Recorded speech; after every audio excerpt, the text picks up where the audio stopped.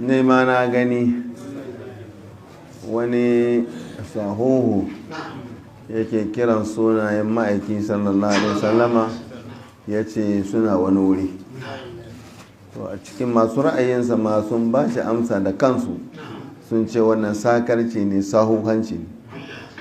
Akwai abubuwa da dama da jahilci, mutum ya yi karatu sai ce jahili ne, shi bai yi laifin iyayen annabi Muhammad.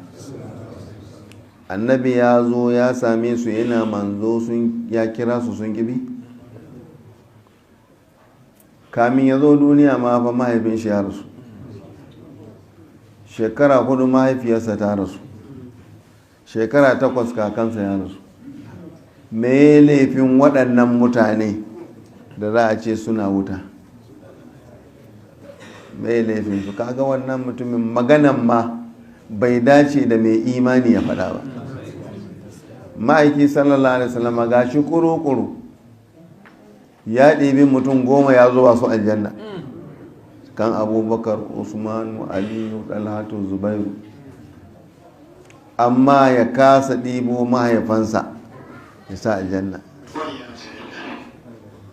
Manzon Allah ya ba dutsen Uhudu aljanna, manzon Allah ya ba kututturen dabino aljanna. Manzon Allah ne ba za a bude gidan aljanna ba sai ya zo ya kwankwasa, mala'ika Rilwanu ya ce mashi kai ne aka ce kar in bude makowa sai kai, ya bude da masoyansa su shiga. A ce kuma mahaifan annabi suna wancan wuri. Kasan wannan mutumin bai walakanci ne da cin mutunci ga annabi. Da ana saukar da wahayi Allah zai rama da kanshi, da duk abin da aka yi wa annabi Allah ke rama. Saboda haka an nisanci faɗin irin waɗannan maganganu. Kamar wani lokaci aka je wai annabi yana magana, ana kiran shi ta hazini, yana ce faɗi matu bintu Muhammadin sani'an ni mali, ki tambayan dukiya na, ni ba zan wadatar da ke ga Allah ba. Ya faɗi mata wai wannan ake ɗauka, annabi ba zai ima kowa komai ba. To ai tahaziri ne, tahaziri ne. Ko da yake gaya mata haka, kasancewa imaninka ne zai kwace ka. In kana da imani ka yi laifi, Allah sai ce ma annabi, sai ce ma annabi wannan a kyale shi ne, cece shi.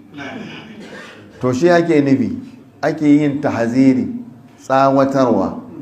To sai a ɗauka ce wai annabi ya ce Fatiman ma ba zai iya amfaninta ba, ba zai iya amfaninta ba da sauransu. To haka irin waɗannan maganganu yana cire ma mutum imani, karshe zai mutu. Kai ko sarkin garinku ne baban shi wani mummunan abu da ka isa ka faɗa, ba sai ka ci duka ba, balle annabi Muhammad sallallahu alaihi wasallam. Ma'aiki sallallahu alaihi wasallama an samu kuma hadisi wa ahya ummuhu wa kaza abahu. Ya dawo tafiya wata Madina sai ya fita cikin bakin ciki, sai gashi ya dawo yana dariya, ya ce na zirci kabarin mahaifiyata ce Allah ya raya ta karɓi musulunci. Mu dai ko da yifi ne hadisi mun yarda da shi. Annabi ya wuce haka, annabi ya wuce haka.